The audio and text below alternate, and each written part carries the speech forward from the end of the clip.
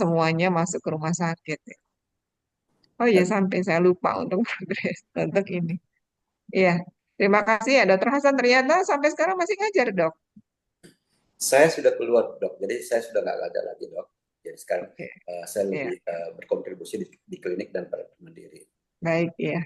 Juga begitu. Terima kasih, Dokter. Terima Sekarang kasih. akper mana tuh, Dok? SPK, akper mana?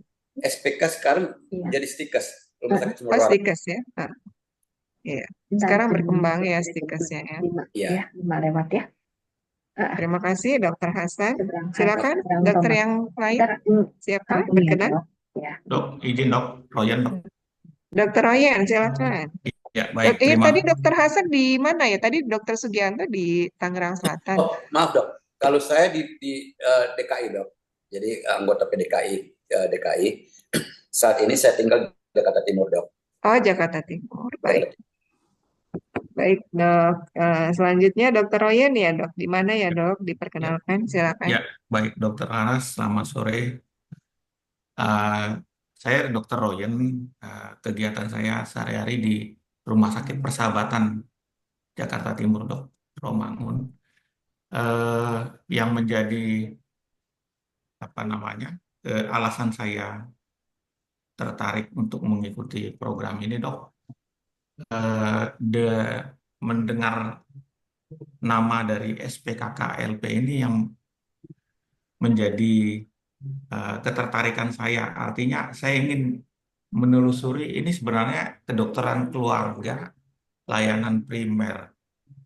Sementara di rumah sakit itu, khususnya persahabatan itu belum ada, dok.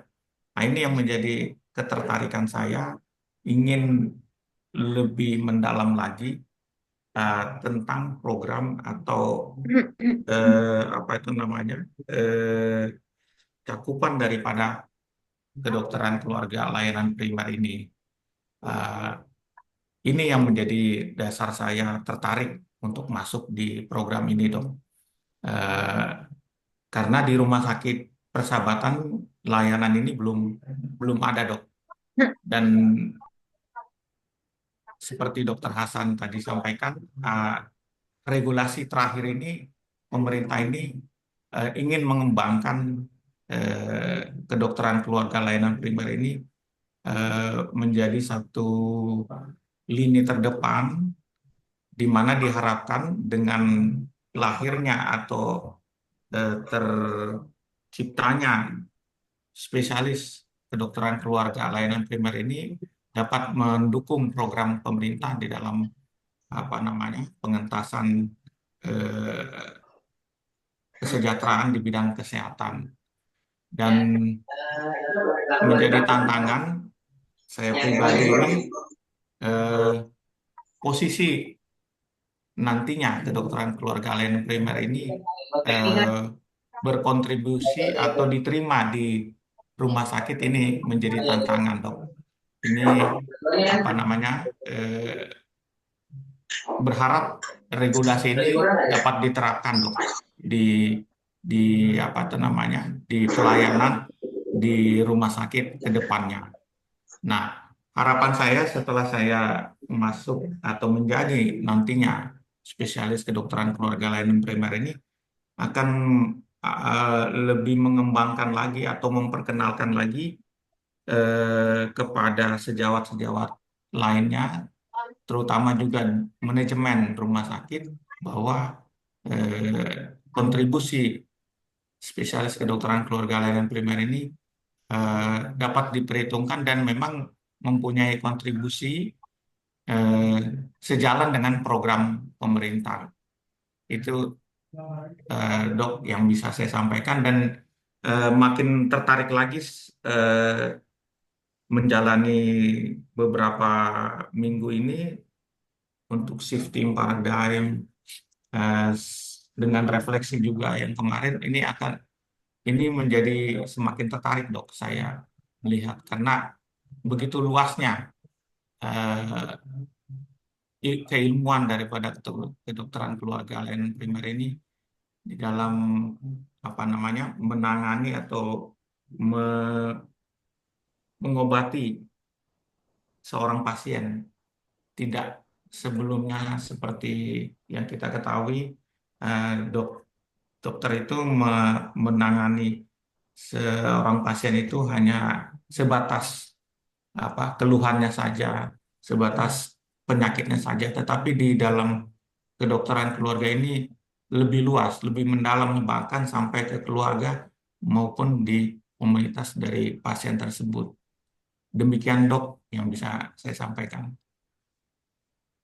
Ya, terima kasih Dokter Ryan ya. Jadi eh, memang betul dok, sangat luas sekali ya. Jadi kompetensinya karena tadi kalau ada yang bilang bahwa SPKKLP ini adalah spesialisnya itu karena ketidakspesialisannya gitu. Jadi maksudnya Oh. tidak khusus gitu, tidak mengerucut ya, tapi justru dia meluas karena memang seperti itu kebutuhan di layanan primer. Dan jangan khawatir ya, walaupun kita di rumah sakit, prakteknya sebenarnya banyak kompetensi dari SPKKLP yang dibutuhkan di rumah sakit. Untuk sekedar sharing, mungkin dokter semua ada teman gitu ya, kolega, saudara yang di Filipina ya. Di Filipina itu SPKKLP-nya atau Family Medicine Doctor-nya itu mereka ada yang hospital base gitu. Jadi banyak juga yang memang praktek di rumah sakit gitu. Nggak semua itu di puskesmas gitu. Seperti itu ya. Terima kasih Dokter Royen untuk sharingnya. Silakan dokter yang lain. Izin Aku dok. dokter. Oh iya, Dokter Lilis dulu, gimana Dokter Ineka? Oke. Nggak apa-apa ya? Ya, Ya, nggak apa-apa. silakan Dokter Lilis, setelahnya Saya Dokter dulu Ineka. ya dok. Iya, Ya, iya silakan dok. dok. Ya, Ya izin dok. Selamat siang. Assalamualaikum warahmatullahi wabarakatuh. Salam sejahtera bagi kita semua. Salam sehat untuk semua peserta. Ya, saya Dr. Lilis Wijaya. Saya bekerja di PMI. Ada dua kegiatan yang saya kerjakan setiap hari. Satu, saya sebagai koordinator klinik untuk karyawan dan kebetulan di sebelah kantor PMI itu ada perusahaan-perusahaan dan mereka bergabung di klinik ini. Kedua, saya sebagai dokter yang punya kapasitas untuk memberikan konseling kepada orang-orang yang atau pendonor darah yang baru ataupun yang reguler memberikan darah. Jadi ada dua fungsi di situ. Nah, kebetulan karena saya sudah cukup senior di sini, jadi mereka juga mengangkat saya sebagai kepala bidang di sini. Jadi tugasnya nambah dok. Jadi ada 3 tugas yang saya kerjakan itu setiap hari. Dan dengan pekerjaan serabutan yang kadang-kadang bikin stres juga ya, apalagi ditambah dengan kuliah dari siang sampai sore. Nah, sebelumnya saya juga sebagai dokter di emergency, terutama di rumah sakit lapangan. Kami punya emergency, terutama kalau misalnya ada bencana, seperti contoh di Aceh, itu kami turun dan kami mengirimkan dokter-dokter dari Indonesia. Jadi semua rumah sakit kita undang untuk bergabung dengan rumah sakitnya PMI, istilahnya rumah sakit lapangan PMI untuk bergabung di sana. Kami mendirikan rumah sakit lapangan di situ dan kami bekerja itu hampir, kalau di Aceh itu hampir 5 bulan kami kerja di situ sampai akhirnya keadaan tidak memungkinkan untuk didirikan ada penambahan rumah sakit gitu kan, karena sudah kembali ke puskesmas, karena puskesmas sudah beberapa yang sudah aktif, jadi mereka kembali ke ke puskesmas. Nah, dalam pekerjaannya kami ingin dengan sekolah yang menurut saya nih Bu Laras, ini sekolah yang unik menurut saya ya. Karena kenapa unik? Karena kita diajarin macam-macam nih Bu Laras, dari mulai kalau kita mau belajar mengenai berat badan, kami sudah dikasih ilmunya nanti. Terus kalau kami ingin berkomunikasi, itu lengkap sudah. Jadi komprehensif yang kami akan terima di sini. Jadi menurut saya mungkin tidak salah pilih lah saya untuk melanjutkan di SPKKLP, dan semoga dengan bergabungnya di SPKKLP pengetahuan dan keilmuan saya akan lebih meningkat dibandingkan yang kemarin-kemarin. Terutama nih biasanya kami sulit berkomunikasi dengan teman-teman sejawat ya, karena biasanya mereka juga jarang mau berkomunikasi dengan kita, terutama mengenai apa yang sudah dikerjakan, terus terapi yang sudah diberikan. Ya, moga-moga ini ada kesempatan terbuka kami bisa berkomunikasi dengan sejawat yang lainnya dan ya berjalan dengan baik lah sampai akhirnya. Terima kasih. Demikian Bu Laras. Ya, menarik sekali ya, Dokter Lilis ya, Dokter Lilis ya. Ya, Eh, betul Bu. Memang waktu belajar di FK dulu ya, rasanya kita udah selesai jadi dokter ya, Dok ya. Tapi ternyata pas udah kerja itu, eh, kok ada yang belum dikerjain, malah banyak yang belum dipelajari gitu ya. Akhirnya kita belajar otodidak gitu, harus bisa atau pelatihan dan seterusnya. Karena memang ternyata di layanan primer itu masih banyak hal yang harus kita tingkatkan lagi pengetahuan kita dari sekolah dulu. Seperti itu. Kebutuhannya itu banyak gitu sebenarnya. Seperti itu. Silakan Dokter Ineke. Oh iya, Mudah-mudahan selamat benar siang. menyebutnya Dokter Ineke bukan Ineke. Dokter Ineke, dok. Ya, Ya, silakan. selamat siang, Dokter Laras dan teman-teman. Saya dengan Dokter Ineke, saya alumni dari Trisakti, lalu saya ambil S2-nya anti-aging di Udayana. Sebenarnya saya nih tahu dokter keluarga ini udah lama, waktu sekitar tahun 2012 sempat ikut yang waktu itu namanya masih Kolegium Kedokteran Keluarga yang ambil paket A dan paket B ya dok ya. Ya, jadi sempat ikut itu. Cuman kan waktu itu kan berlanjut apa sepertinya terus hilang begitu loh, nggak tahu kejelasannya seperti apa, saya nggak tahu. Akhirnya saya memutuskan untuk ambil ikut yang anti aging di Udayana karena saya itu tertariknya dulu sih kepinginnya jadi spesialis. Cuman karena menikahnya terlalu cepat, akhirnya udah keburu punya anak dan lain-lain, akhirnya udahlah jadi males gitu. Jadi sembari pikir kan kita sebagai perempuan meskipun sebagai dokter juga seorang ibu yang prioritasnya terutama keluarga. Jadi akhirnya saya memutuskan ambilnya anti aging di mana saya prakteknya sekarang praktek mandiri. Nah, awalnya tahu yang RKL ini saya kebetulan diajakin teman juga, Dok.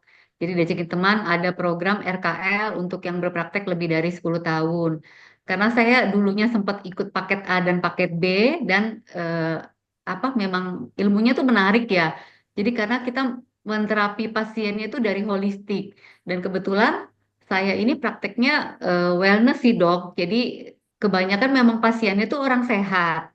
Jadi kayak contoh pasien slimming itu kebanyakan dari mereka itu dari pasien kan datang ketemu nggak sekali selesai gitu. Jadi kedatangannya selalu berulang. Lama-lama kita kayak menjadi sahabat gitu. Bahkan ada beberapa pasien itu udah nggak panggil dok-dok gitu. Jadi panggilnya kadang nama sampai kita kadang pergi bareng, olahraga bareng. Dari situ dari pasiennya misalkan ibunya lalu dia konsultasi ke suaminya lalu anak-anaknya dibawa ke kami semua gitu dan untuk hal-hal yang simple misalkan contoh hanya sakit sekedar batuk pilek lah atau apalah mereka konsultasi atau vaksinasi apa nih yang sekarang misalkan influenza kah atau apa mereka berarti bisa kami layani. Cuman kalau kendalanya buat saya sendiri, karena saya prakteknya tuh praktek pribadi, dok. Jadi bukan di rumah sakit, bukan di puskesmas, dan apa spesifikasinya itu lebih kecil, sempit wellness. Sedangkan di KKLP ini, kalau saya ngikutin dari kemarin itu banyak sekali kompetensinya. Jadi mungkin kendalanya bagi saya itu saya ngerasa ini buat saya kok berat gitu ya. Udah terus udah kuliahnya setiap hari dan memang kalau untuk wellness sendiri saya selalu mengikuti update mengenai kebanyakan tentang gizi dan nutrisi dan olahraga lah ya dok ya. Terus selain yang tentang kulit gitu dari Perdoski segala Perdaweri saya mengikuti kolegiumnya yang itu. Cuman kalau untuk ilmu-ilmu seperti kayak jantung, ilmu lebih ke penyakit dalam ke terapi-terapi paliatif itu yang agak membingungkan buat saya. Kendalanya sih itu, Dok. Terus kalau kenapa saya tertarik juga karena ke depannya saya kepingin punya klinik wellness atau klinik untuk geriatri gitu loh, Dok. Untuk bagaimana kita eh, lansia itu lebih berguna hidupnya nanti. Bagaimana kita apa ya namanya tuh supaya eh, punya mereka tuh mungkin lebih berarti di masa tuanya. Apa yang bisa kita lakukan untuk mereka seperti itu, Dok.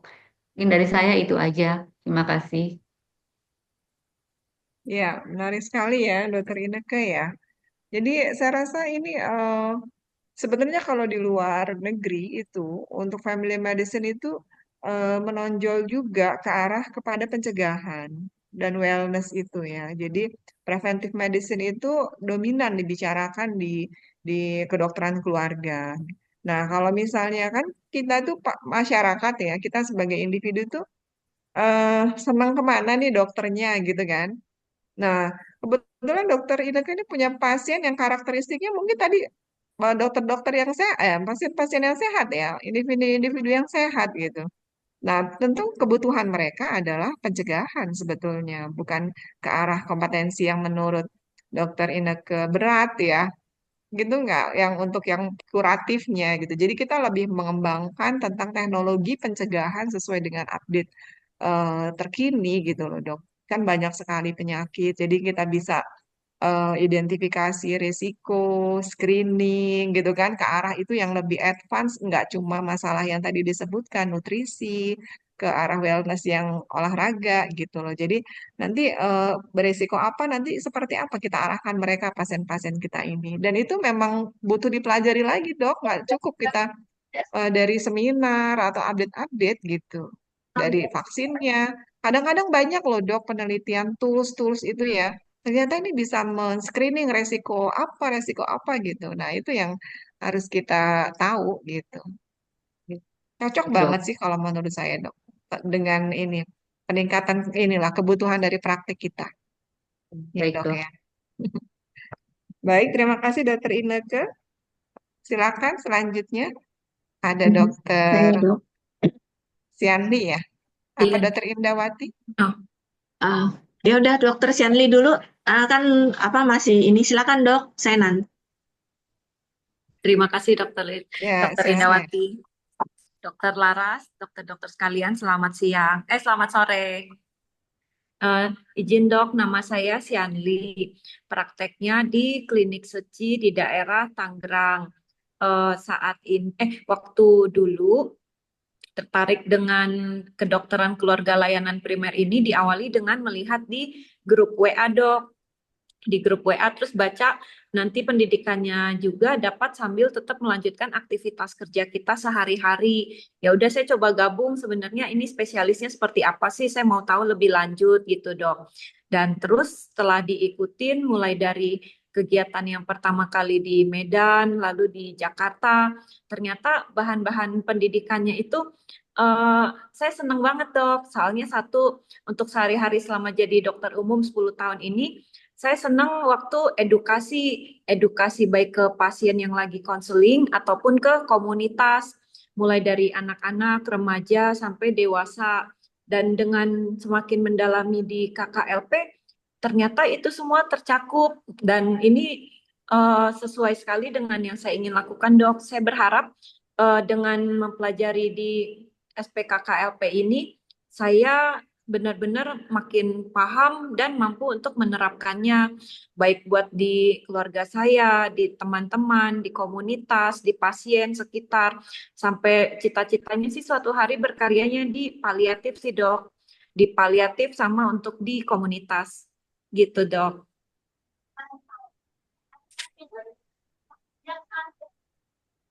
Terima kasih Dokter Sianli ya. Jadi memang paliatif di Indonesia ini belum tergarap dengan adekuat ya. Jadi memang menunggu ini dok, karena untuk spesialis paliatif sendiri rasanya tambah jauh gitu, maksudnya tambah lama kebutuhannya. Jadi kita harus segera mengisi ya, berkontribusi untuk paliatif. Dan ini memang peluangnya besar dok. Kita pengalaman deh, kadang-kadang kita ada pasien paliatif, dia nggak mau lagi ke rumah sakit ya gitu. Sementara kita ilmunya terbatas banget waktu dulu sekolah gitu ya dok ya. Jadi memang perlu penambahan gitu. Mudah-mudahan nanti kita dapatkan ya dok ya di sini ya dok ya. Iya, terima kasih Ya. dokter. Selanjutnya silakan dokter Indawati. Ya, makasih dok. Eh, saya perkenalkan dulu. Saya ini dari Jakarta. Eh, saya bekerja, tadinya saya memang dokter di rumah sakit Kepolisian Pusat. Itu kira-kira mungkin setelah lulus ya dok. Dan langsung ditempatkan di bagian anak ya dok, bagian anak dan juga pegang UGD. Nah, pada saat itu di bagian anak di IGD kasus-kasusnya tuh banyak. Sudah kasus ya tahulah begal ya, kejahatan itu udah masuk. Termasuk juga pada saat saya memegang unit anak ya, saya harus kolaborasi dengan dokter spesialis anak serta juga saya harus menangani seksio dok dan memegang KIA. Di sini saya melihat ya dok bahwa anak dibawa oleh ibunya, saya tuh nggak betah ngelihatnya. Jadi saya nggak mungkin saya ngobatin anak itu sesaat batuk pilek mencret ya. Kita juga secara sadar maupun tidak sadar kita melihat anak ini kok berat badannya kurang ya, usianya berapa, dan itu lanjut. Kadang-kadang masuk lebih dalam lagi, ini anak berat badannya ini ada yang batuk pilek nggak sih? Kok sering berobat, sering sakit gitu loh. Nah, lama-lama dok, ya dengan pengalaman di rumah sakit ini, saya tuh jadinya mulai ya, dibilang dokter kepo, ya dokter yang banyak nanya gitu loh ya. Tapi saya juga kita di sinilah saya juga bermain peranan bahwa terlalu lama kita benarnya pasien menunggu banyak ya, antrian panjang.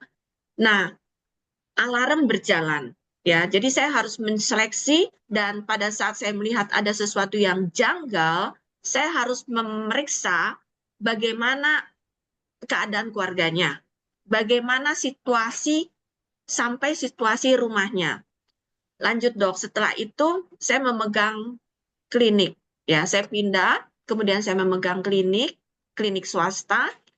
Nah, di situ pengalaman mengenai bagaimana kita menggali sakit orang itu memerlukan waktu, tapi itu yang harus kita cari. Di dalam pengalaman-pengalaman ini, sampailah saatnya saya sekarang bekerja di asuransi, dok. Di asuransi, ya sekali lagi ya, pohon tidak jauh dari buahnya gitu ya, atau mungkin yang sudah kita pelajari, kita tidak akan tinggali. Nah, di asuransi saya juga melihat mempunyai data-data, tunggu sebentar, nanti ya aku telepon lagi. Saya melihat data-data di mana satu keluarga misalnya, ini kok klaimnya tinggi atau bagaimana, dan ini saya harus menghubungi klinik setempat. Saya tanya, ini bagaimana sih prosedur ini, kenapa dia sakit aja ya? Mau nggak mau, dapatlah suatu informasi bahwa keluarga itu kena TB. Nah, ini makin menarik lagi, dok. Dari pengalaman sebelumnya yang saya bekerja di rumah sakit, kemudian masuk ke klinik swasta, kemudian masuk ke asuransi, saya bisa melihat sekarang secara makro. Saya harus hubungin ke klinik tersebut untuk melakukan misalnya, ini belum baik-baik, apa nggak Anda rujuk? Atau nggak dilakukan pemeriksaan lebih lanjut? Ya, sampai saya ditawarkan sama salah satu teman, coba ikut yang namanya KKLP. Saya bilang, apa itu KKLP?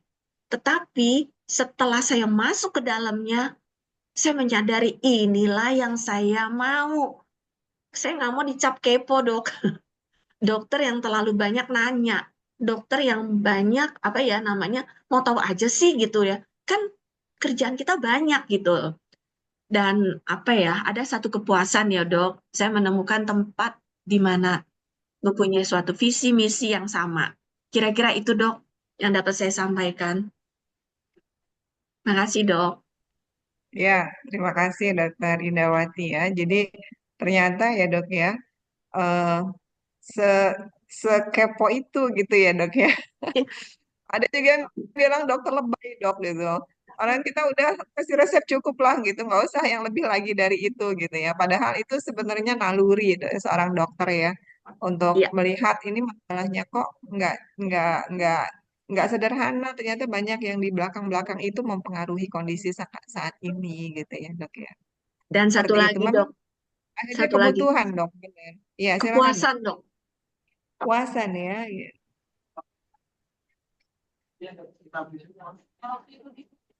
Ya benar dok ya.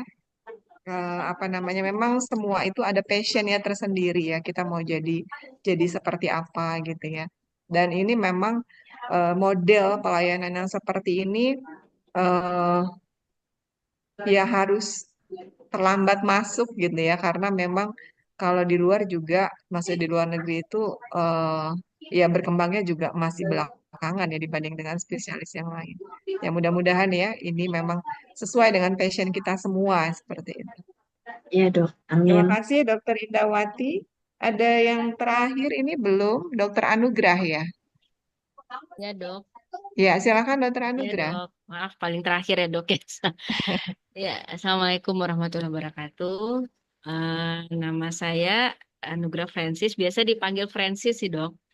Saat ini saya masih berpraktek swasta di salah satu klinik Pertamina area Cinere. Jadi domisili saya memang di Cinere, Tangerang Selatan. Nah, oke. Alasan saya sebenarnya udah dari dulu sih dok, saya mencari sesuatu yang Eh, jadi gini dok, saya meyakini bahwasanya penyakit seseorang itu ada faktor lain. Jadi bukan faktor sakitnya aja. Faktor lain itu bisa dari keluarga, bisa dari lingkungan, banyak hal yang mempengaruhi seseorang itu mengalami suatu penyakit. Jadi bagi saya waktu pertama kali saya pindah ke Jakarta itu di tahun 2014 kalau nggak salah. Waktu itu ada semacam sarasehan dok, kedokteran keluarga layanan primer. Nah, pada saat itu saya dapat ini chemistry-nya. Nah, kayaknya ini. Tapi pada saat itu saya belum dapat informasi lanjut mengenai RKL. Jadi begitu di tahun ini launching RKL, diberitahukan oleh teman, saya langsung mendaftarkan diri. Alhamdulillah begitu bergabung, tambah yakin lagi benar ini yang saya cari dari dulunya. Jadi kebetulan saya juga tipikal yang mungkin memang menurut pasien kayak kepo ya dok ya. Tapi menurut saya memang harus seperti itu. Dokter itu kan harus mencari-cari ini apa kira-kira dari mana gitu. Bukan penyakitnya aja yang dikorek-korek, tapi faktor lainnya juga. Seperti itu dok. Terima kasih. Ya, terima kasih ya Dokter Dokter Francis ya. Ya, mudah-mudahan ya dok ya kita eh, terus terang dok apa namanya sebenarnya menjadi dokter keluarga itu merupakan eh, kurikulum yang harus diajarkan sejak FK Unila berdiri ya waktu itu pemerintah dari SKDI-nya itu sudah mewajibkan untuk mengajari mahasiswa FK itu. Jadi tahun 2002, 2022, 2002 itu sudah ada kedokteran keluarga. Tapi memang waktu itu baru mulai kalau memang perubahan kurikulumnya belum mencakup kan perubahan kurikulum kedokteran kan setiap 5 tahun. Nah, buat kita yang belajarnya sebelum itu gitu ya. Jadi ini merupakan pendekatan pelayanan yang bisa dibilang baru. Padahal kita sudah merasakan ternyata ini sebenarnya dibutuhkan gitu. Kita buat apa kepo bener-beneran ya? Karena kita merasa ini perlu loh gitu seperti itu.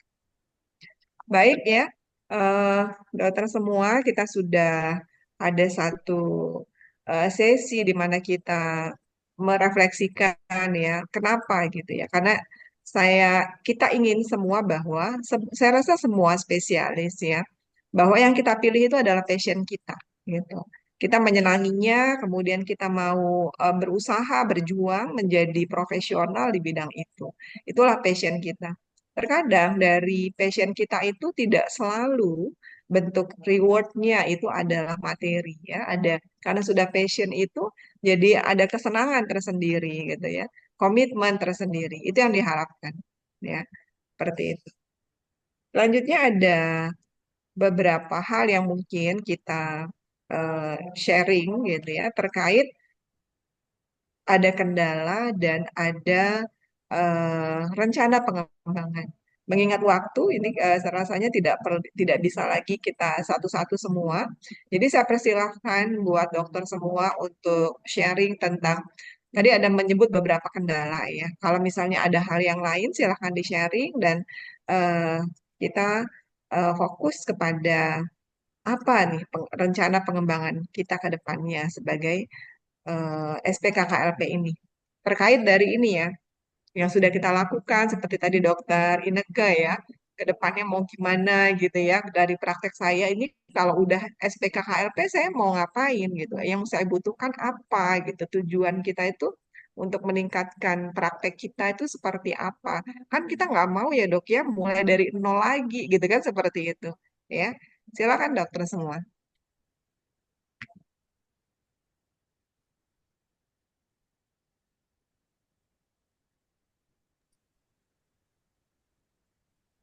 Saya izin share kali ya dok untuk mengenai Ya, silakan tugas dokter ya. Indawati.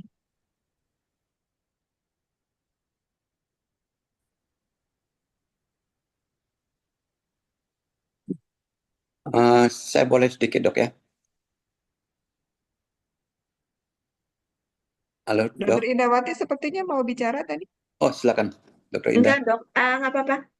Dok, dokter Hasan silakan. Saya izin share aja lagi cari filenya dok yang tadi kita dibicarakan. Monggo-monggo Oh iya, silakan. iya. Ya, silakan dokter Hasan. Baik dok. Dokter Lili sepertinya lagi mengemudi, hati-hati dok. Terima kasih Dokter Laras. Hati-hati dok.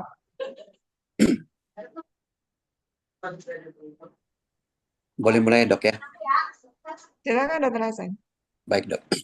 Jadi untuk mungkin dok ya untuk jangka panjang saya untuk memastikan peningkatan kompetensi berkelanjutan.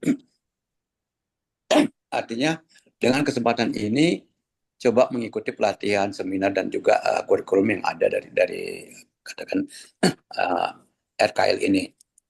Kemudian membangun hubungan baik dengan pasien yang mungkin selama ini saya hanya dengan pasien saja dok, atau paling jauh juga keluarga yang mengantar.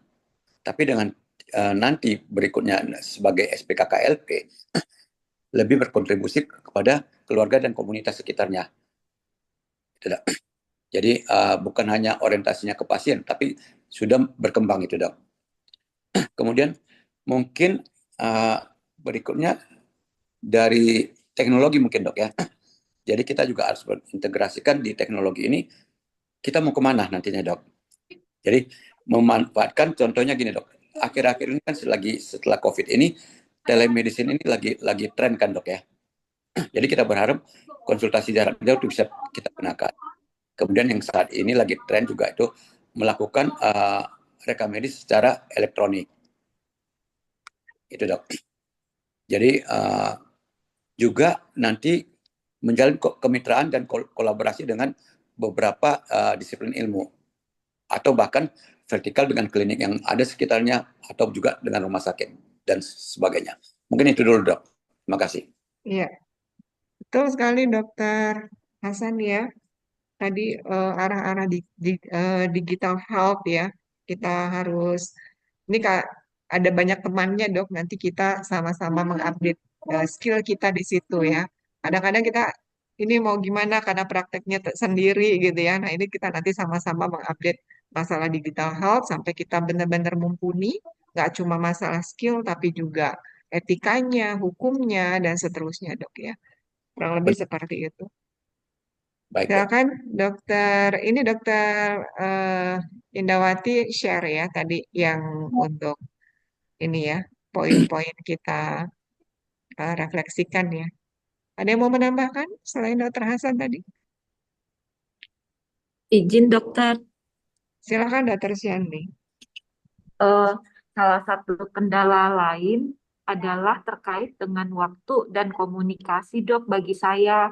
Pertama, seperti tadi dokter-dokter juga ada yang bilang, pada saat kita anamnesa pasien, lalu kalau kita hubungkan sebagai dokter spesialis kedokteran keluarga layanan primer, anamnesa kita akan begitu luas.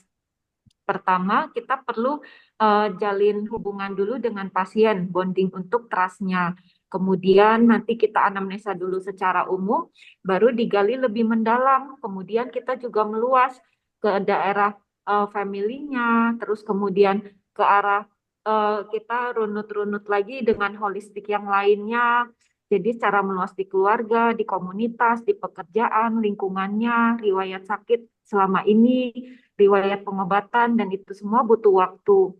Kemudian nanti bukan hanya dari pasien, kadang dia mengalami kendala, lalu kita butuh mengajak juga anggota keluarganya yang lain atau caregiver-nya gitu, Dok.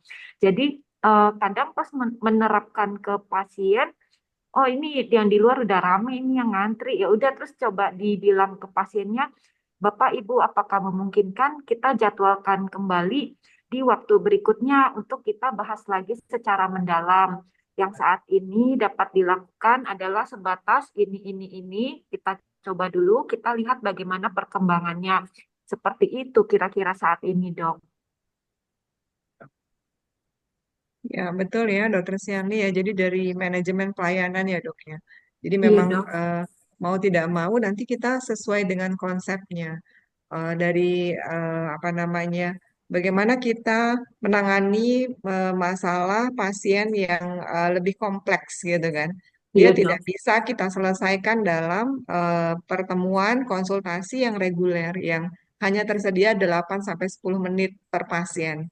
Jadi tetap memenuhi dari urgensi pelayanan sendiri, kebutuhan pasien, tetapi juga kita manage lebih baik gitu. Nah, ini yang kita pelajari juga di dalam kedokteran keluarga, seperti itu, Dok. Jadi nanti kalau udah kita punya alurnya, punya sistemnya, tentu saja kita nggak bisa sendirian sih, Dok.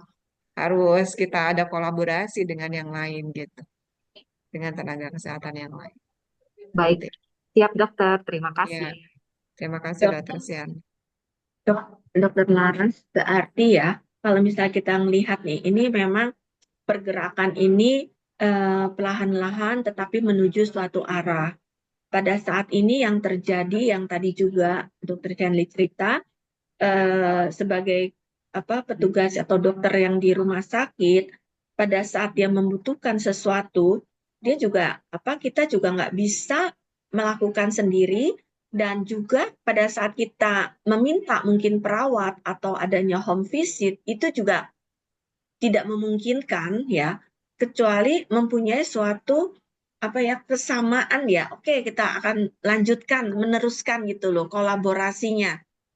Sesuatu ide atau sesuatu rencana untuk pasien ini untuk dilakukan. Kan biasanya tuh suka ada ya, Dok ya. Di rumah sakit misalnya ada pasien ini kayaknya perlu ada kunjungan, atau mungkin puskesmas yang mengecek ya, ngecek balik nih pada saat kita laporan. Itu kan biasanya dirawat jalan ya, Dok ya. Betul. Nah, ini komunikasi-komunikasi ini di lapangan itu saya merasa masih belum jalan sih, Dok. Karena saya juga pernah ngerasain hal itu. Termasuk pada saat kadang-kadang suka putus, Dok. Padahal kan sudah ada yang namanya sistem informasi ya, yang dari Kemenkes itu. Saya juga pernah ngecek. Saya ngecek gitu ya, tapi dari Menkesnya juga bilang, memang masih belum sempurna, Dok. Jadi suka begitu di dalam jaringan ya. Nah, inilah yang mungkin kendala-kendala yang kita hadapin saat ini. Keterputusan komunikasi, kekurangan SDM juga ya, Dok. Itu sih, Dok, yang kita rasakan, Dok.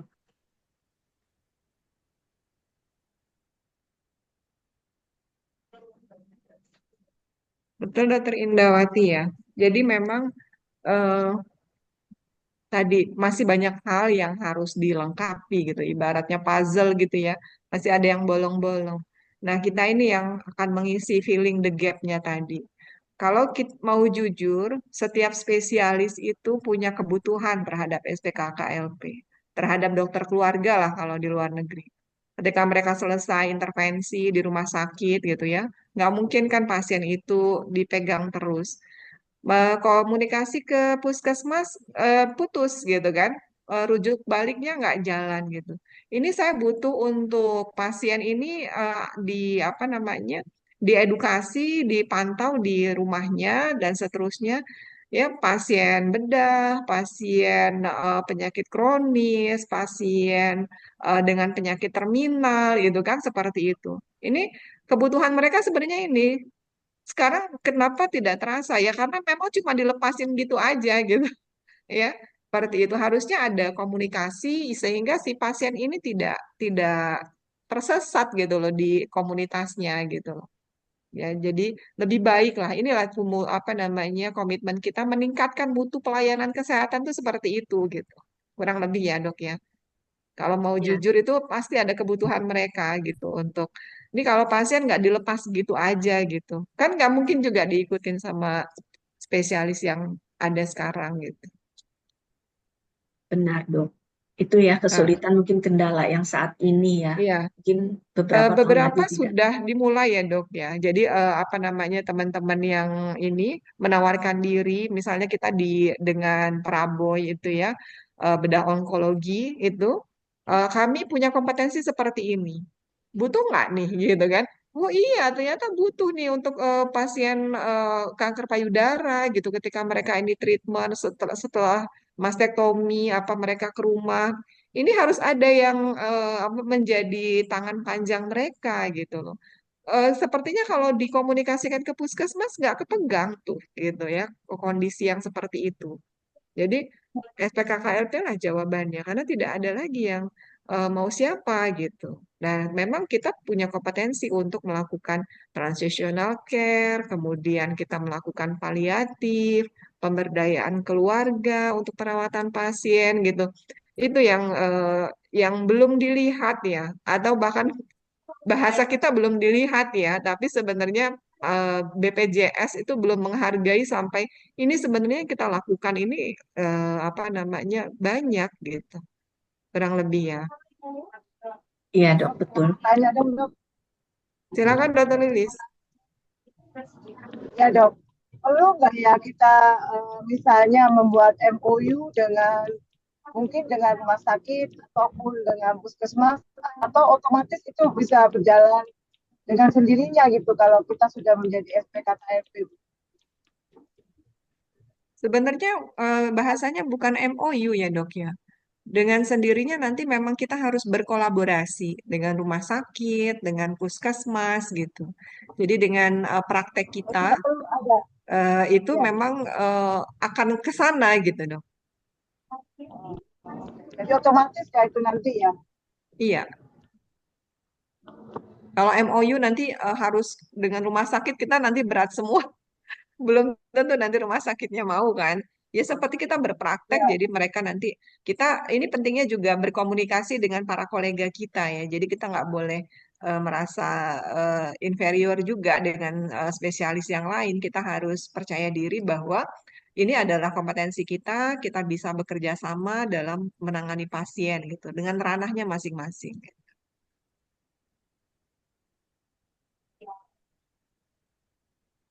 Silakan, ada yang mau menambahkan terkait nomor 2 dan nomor 3?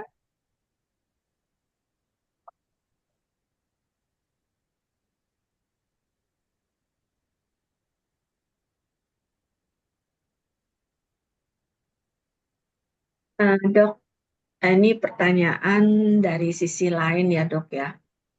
Eh, ini yang sekarang juga masih menjadi suatu pertanyaan buat diri saya juga ya. Kita kan spesialis KKLP. Kalau kita lihat memberikan pelayanan secara holistik dan komprehensif ya.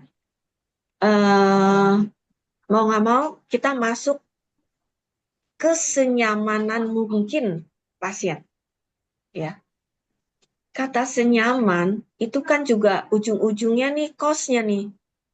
Kadang-kadang juga keluarga tidak mampu gitu ya. Dan juga apalagi pakai BPJS ya, Dok. Ini yang menjadi juga apa ya? Efisiensi cost dan sebagainya itu loh, Dok. Yang saya bilang ini kita kepo, jadi kita marah-marah sendiri, Dok. Kita memberikan pelayanan, tapi juga keterbatasan dari sistem, ya. Kemudian di keluarga juga, ya, mungkin keluarga juga, habis gimana ya dok, habis cuman begini, gitu. Ya, ini yang apa ya, ujung-ujungnya sih biaya juga nih dok larinya nih.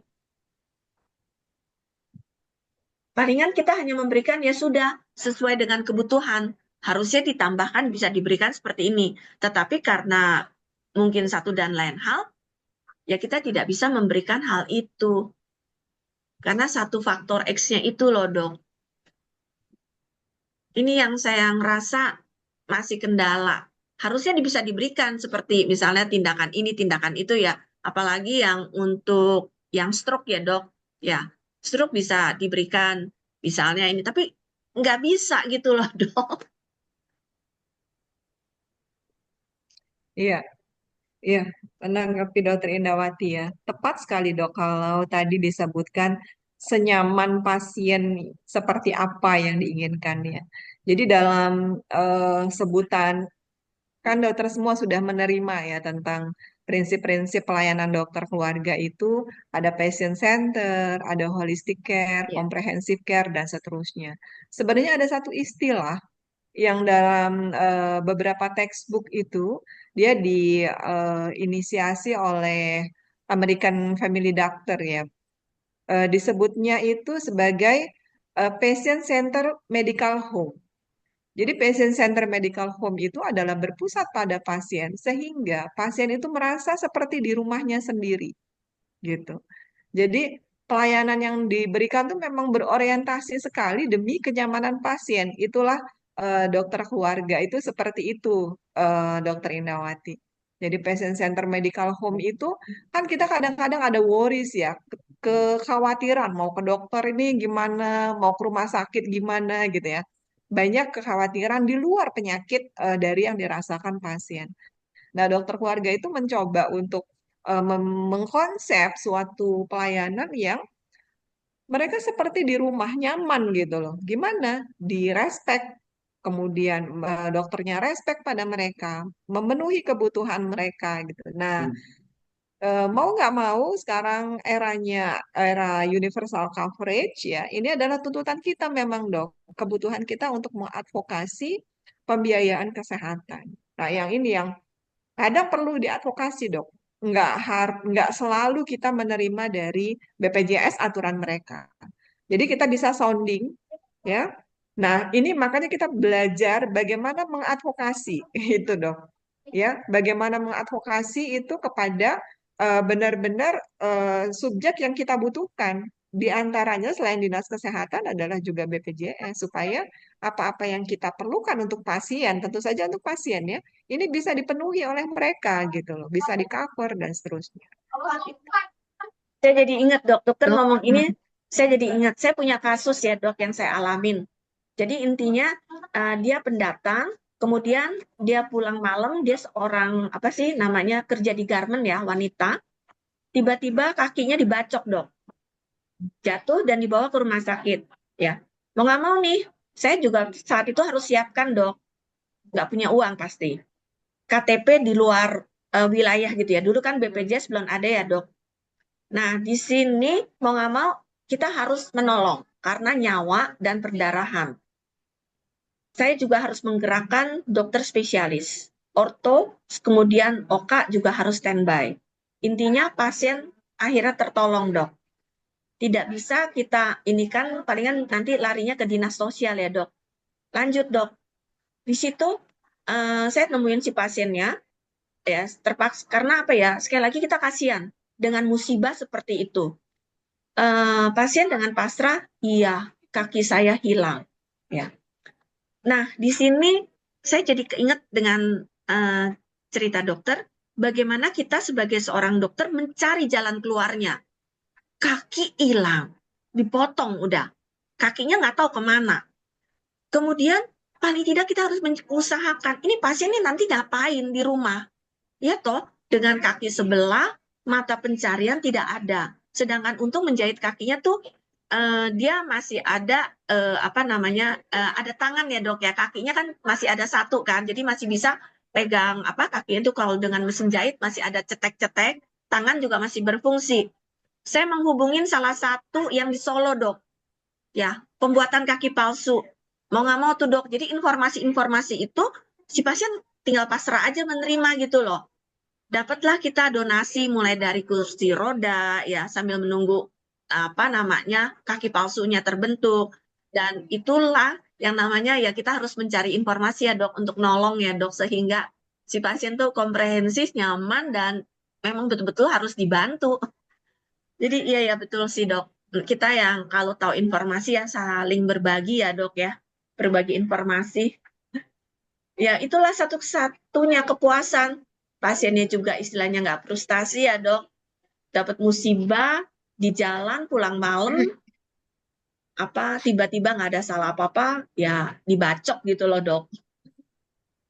Ya itu cerita Ya, saya dok. Jadi intinya komunikasi dan informatif supaya kita juga sama-sama dapat memberikan apa berbagi dalam layanan kesehatan.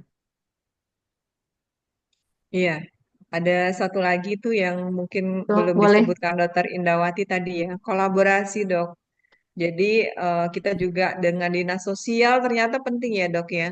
Iya, ha. Informasi dari dinas sosial, apa yang bisa mereka dapatkan kalau saya punya pasien seperti ini, saya menghadapi kasus seperti ini gitu kan. Jadi memang kita itu termasuk harus apa namanya itu menginventaris ya sumber daya atau daya dukung komunitas yang ada apa sehingga nanti anytime kita punya pasien begini kita udah tahu informasinya gitu ya dok ya.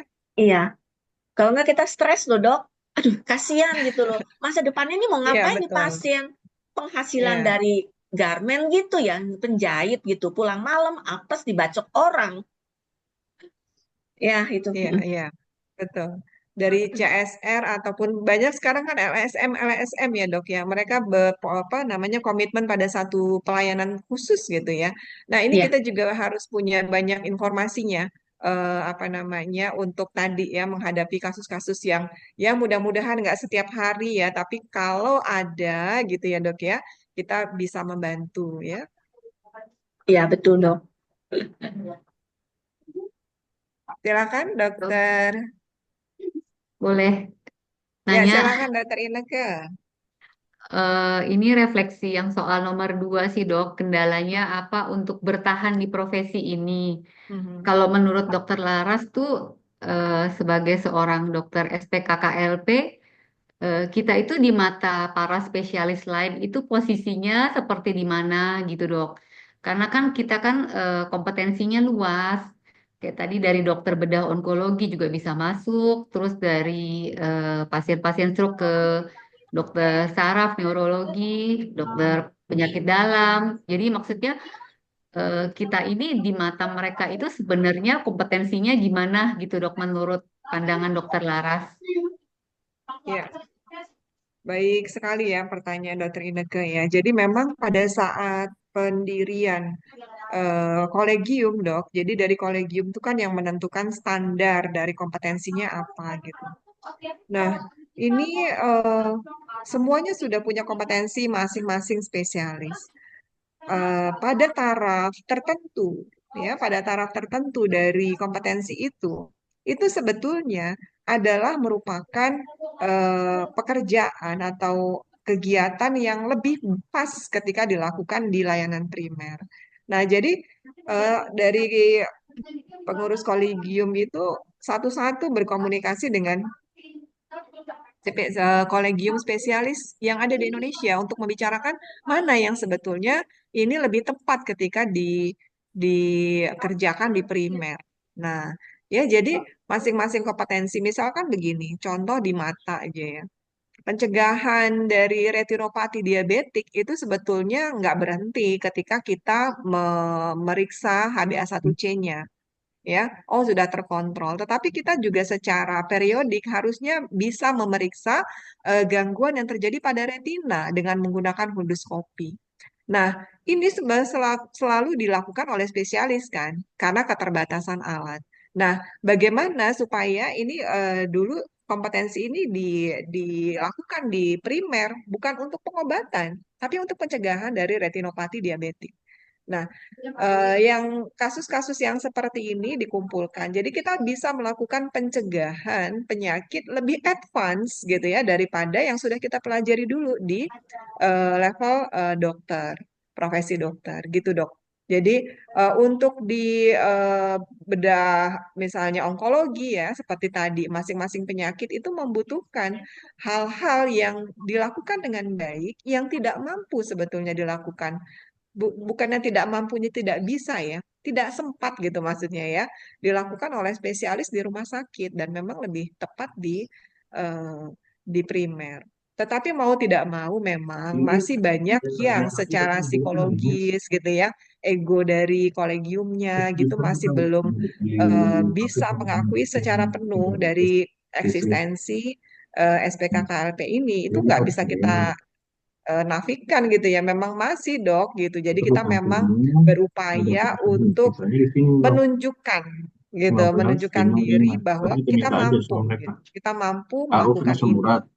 Kita bisa gitu kan dan nanti kalau lambat laun mereka hasilnya terlihat nah baru mereka bisa dengan legowo oh ya memang ini spesialis kedokteran keluarga layanan primer dibutuhkan gitu loh oleh masyarakat gitu. Ya kurang lebih begitu dok. Banyak sebenarnya masih banyak ya tantangannya. Dari BPJS ya yang masih pembayarannya kapitasi padahal yang kita lakukan banyak gitu ya dok ya. Itu yang juga masih kendala. Jadi kita harus mengadvokasi terus, Dok, termasuk yang kita advokasi BPJS ini. Ya, bagaimana supaya tadi dari home visit, kemudian tindakan konseling, terapi kelompok itu bisa diakui ya, nggak cuma kapitasi base untuk di primer karena aturannya masih begitu. Aturan kita untuk pelayanan primer itu dibayarkan berdasarkan kapitasi. Nah, sistem kita masih seperti itu, kurang lebihnya. Baik, Mungkin Dok. ada hal-hal yang lain yang dirasakan oleh dokter semua. Gimana sih kendala kita nih ke depan gitu?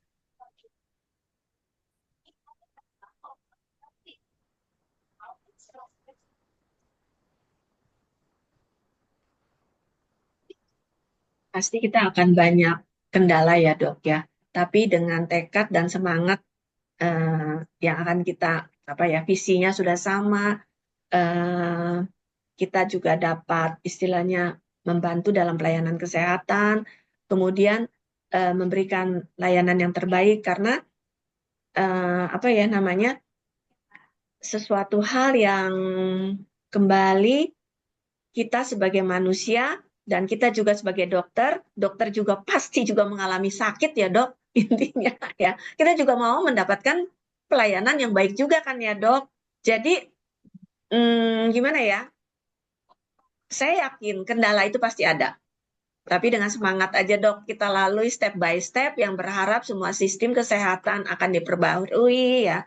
Juga bagaimana cara pandang ya, cara pandang sejawat, terutama cara pandang juga masyarakat terhadap apa yang kita lakukan gitu ya dok. Jangan juga SPKKLP ada nilai plus lah dari dokter umum biasa. Karena kita kan sudah belajar dan lebih apa ya advance lah ya dok ya. Kira-kira itu dok. Ya, benar sekali dokter ya.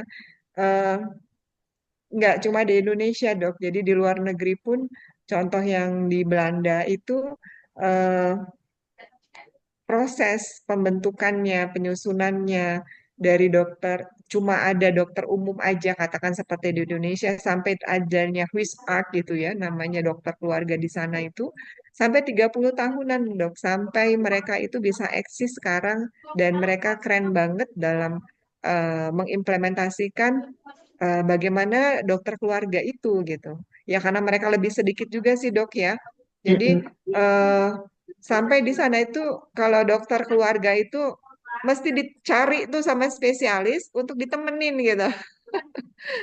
Jadi kalau mereka nggak kenal dengan baik nih sama dokter keluarganya gitu, mereka nanti nggak dapat rujukan dari si dokter keluarganya gitu. Dan kondisi yang seperti itu tuh yang termasuk yang menjadi alasan kekhawatiran dokter spesialis yang ada di Indonesia bahwa nanti kalau di luar negeri itu dengan adanya dokter keluarga itu kita malah jadi susah gitu untuk mendapatkan pasien untuk dirujuk ke kita gitu. Padahal kan sebenarnya enggak.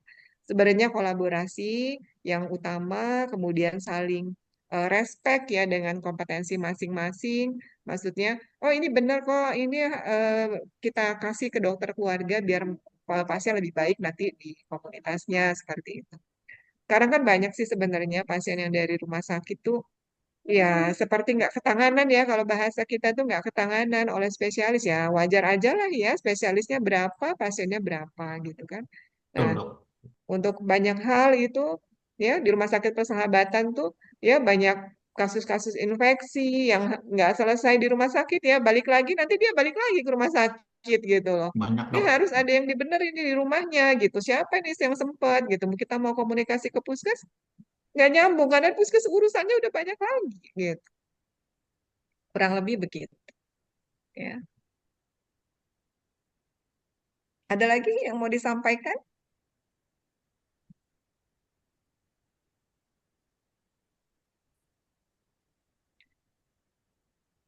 Jadi Izin memang dokter, silakan Dokter Siandi. sama terkait dengan ini dok, bahwa pengetahuan terkait kesehatan, kedokteran, sama obat-obatan kan terus berubah ya dok.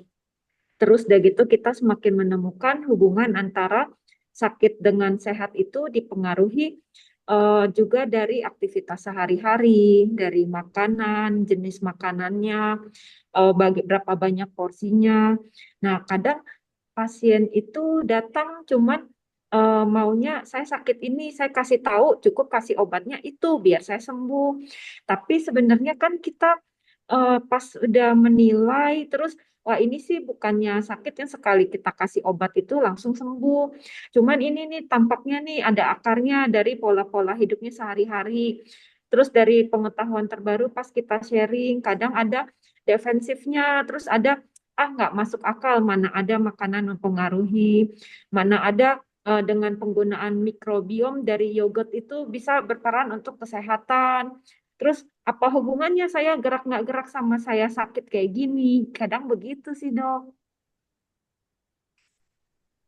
Iya dong. Jadi makin ke sini sebenarnya pasien itu nggak cuma pinter, tapi juga memang ada yang sok pinter. Nah, kita sebagai dokter itu memang harus punya kemampuan komunikasi yang baik ya, yang sebetulnya di kedokteran di FK itu sudah diajarkan skill komunikasi, tapi memang banyak hal yang tidak sempat kalau diajarkan semuanya gitu loh. Ada teknik-teknik komunikasi yang lebih advance, bagaimana sih menghadapi pasien yang ngeyelan gitu ya. Bagaimana sih, nah ya seperti itu ya. Bagaimana kita melakukan komunikasi efektif hanya dalam waktu 8 menit, 10 menit. Nah, itu yang eh, akan diasah lagi gitu untuk kenapa saya bilang diasah karena memang basic skill komunikasi dokter siapapun pasti udah bilang itu kan udah diajarkan di FK gitu kan. Nah, di sini kebutuhannya sehingga kita nggak bilang lagi gini dok, ada pasiennya ngeyel, pasiennya nggak mau dikasih tahu gitu. Mungkin cara kita yang belum menemukan gitu ya kan kita kayak by apa ya by experience ya asam garam kita praktek berapa tahun ya kayak gitu yang kita yakinin gitu ya kita terus memakai seperti itu padahal ada yang apa namanya istilahnya 5 minutes gitu kan. Bagaimana kita merubah perilaku hanya dalam waktu 3 menit gitu kan kata-kata apa yang perlu kita ucapkan nah itu yang seperti itu yang akan kita advance-kan lagi dalam bidang komunikasi gitu loh. Kalau kita nggak bisa satu-satu edukasi pasien, kita bentuk kelompok. Gimana sih caranya konseling kelompok itu gitu.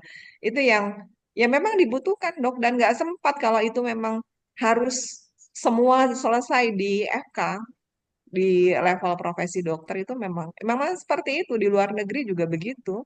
Bahkan waktu saya di Belanda dulu, eh, ketika seorang dokter itu melayani pasien dia selalu menghabiskan 15 sampai 30 menit. Ini residen KKLP-nya ya, residen family doctor. Itu dievaluasi. Kamu nggak bisa apa namanya pelayanan itu kita upayakan 10 menit gitu kan. Gimana cara apa namanya memberikan konsultasi terbaik gitu kan, pemeriksaan terbaik dalam waktu 10 menit. Ketika kita butuh, ini kita harus arrange lagi gitu loh dalam sistem pelayanan yang lebih advance dengan janjian reguler gitu kan, nanti ada asisten dokter dan seterusnya. Ini bahkan dilihatnya sampai sebegitu kalau di kedokteran keluarganya itu tekniknya. Jadi memang memang ini pas banget sebenarnya dengan kebutuhan di Indonesia yang pasiennya banyak, masalahnya banyak, sekali datang itu bawa 6 masalah gitu ya. Nggak Iya cuma dok. satu gitu kan. Karena sekalian biar hemat lah apa gimana gitu. Wah ini ya nggak bisa selesai dong dalam satu kunjungan gitu kan. Nah ini dokumentasinya. Dulu kan kita kalau semakin lama tuh kita semakin kenal ya pasien kita, ada cucunya, baru pindah apa gimana. Ini kita rekam di sini aja ya dok ya. Ya padahal sewaktu-waktu ini butuh ini apa namanya direkol kembali. Nah ini kita harus catat yang namanya holistik rekam medis itu. Gitu. Ini rasanya kita harus balik lagi nih dok ke apa breakout ke main room ya. Ya, Kita balik ya dok ya. Saya rasa dipanggil. sudah cukup mengeksplor ya Ya, untuk 3 topik tadi ya. makasih dokter. Makasih Terima banyak kasih Makasih dok. dokter. Sekali lagi dokter. mohon Makasih maaf dok. ya dokter semua ya. Sampai ketemu lagi. Ya, Sampai ketemu Makasih. dok. dokter, sampai Ya, ketemu dong. ya balik lagi ya. Ya.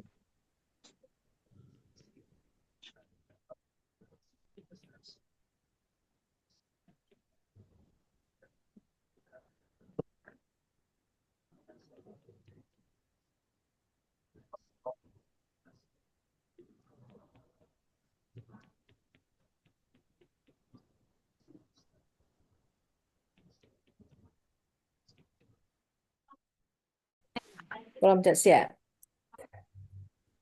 Belum absen nih kita. Iya, belum absen kita. Belum ada absen. Ada di kolom chat, Dokter Eli. Kita absen Iya, dulu. dok. Iya, dok. Dokter Lita di kolom chat ada. Siap. Saya belum absen. Siap, Dok. Siap, dok. Absen.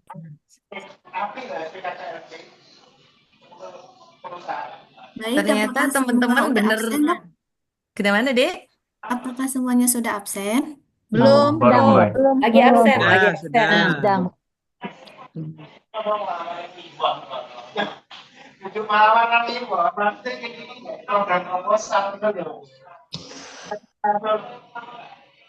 Gimana semuanya masih semangat, teman-teman? Masih. Oh, Semangat, masih. Dok. Mbak Nini, masih kurang waktu ternyata. Waduh. Eranya curcol kan ini dokter, kita kasih Anggap aja kesempatan. ngabuburit, dok. Dok, izin sebentar, dok. Belum absen ya, dok. Oke, oke. Waktunya kurang kayaknya. Tadi kita ngerasa bakal udah selesai ya, karena kan udah dibahas kemarin ya dokter. Ternyata topik hari ini lebih menarik lagi. Iya.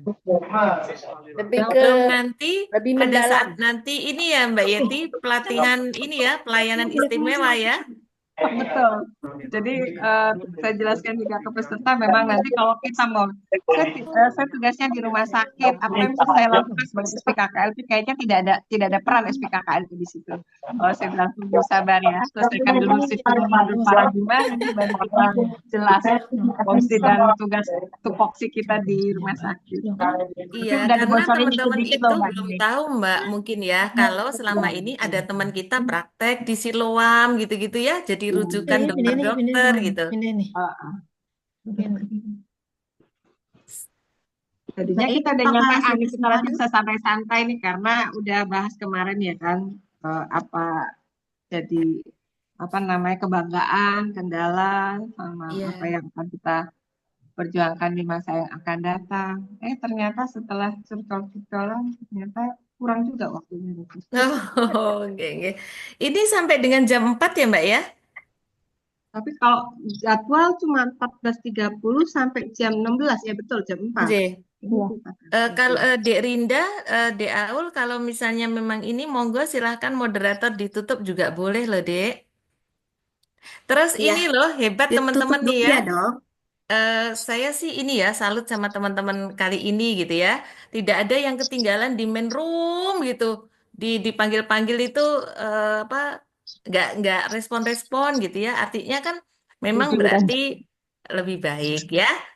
Alhamdulillah. Senang sih, senang. Mengurangi Alhamdulillah. Reguler mantap dok. kerjanya Mbak Nini jadi Penilaiannya Dokter sapam ya, Mbak. Nini. Iya, jangan sampai cuma di tap device gitu, orangnya kemana gitu ya. Alhamdulillah Duh, aktif semua mengerikan. Dokter Nini. Mungkin hikmah bulan Ramadan, Dok. Ya. Wah, Dokter ini Marcel. Dek Marcel. Apa kabar Dokter Marcel? Ah, keren nih Dokter Marcel nih. Dek Marcel nanti kapan-kapan Dek Marcel harus ngasih ini ya Jadi narasumber itu loh, materi ke apa peran kita teman-teman. SPKKLP di rumah sakit ya kan? Iya, Iya, soalnya Siap. teman-teman belum tahu. Terus Ini ceritanya Dokter di Yulia yang di juga. RAPP dok, Siap, dokter. Iya. ya termasuk ceritanya itu loh yang apa namanya apa kalau ada yang hal-hal spiritual itu larinya ke Dokter Marcel yang bisa mengatasi. Ya, jadi jangan ini teman-teman jangan patah semangat dulu dong. Nah, sekarang Dek Rinda boleh ditutup. Dek Rinda, monggo silakan Dek Rinda. Ya, baik, dokter, kita tutup dulu ya, dok. maka langsung file kita muncul. Alhamdulillah, kita sudah di akhir acara. Semoga apa yang dipaparkan hari ini oleh narasumber kita. Saya akhiri pertemuan hari ini dengan sebuah pantun ya, dok. Pergi ke sawah ketemu Patani. Pulang membawa alpukat. Cukup sekian pembelajaran hari ini. Semoga dapat bermanfaat. Kalian burung cendrawasih. Cukup sekian dan terima kasih. Terima kasih. Terima kasih ya, dok. Terima kasih, dokter. Terima kasih Terima kasih semangat ya. Relax Yulia, dong. semangat. Mas Gawan. Izin, Dok. Izin Terima Dok. Pamit ya.